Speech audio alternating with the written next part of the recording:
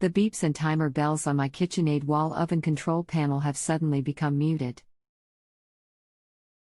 The touchpad and timers still work perfectly. Does anyone know a probable cause and the most likely fix? To turn the sound on or off, press Options then 2 to toggle on and off. If that doesn't work, you will need to replace your display interface board, unfortunately. I misspoke when I said that the sounds are muted, they are muffled. I can hear them, but the timer bells that could always be heard in the next room are now too soft to carry far. You can raise the volume by pressing Options and pressing 3 to turn the volume from low to high. But again, if it still doesn't get as loud as you need to replace your display board.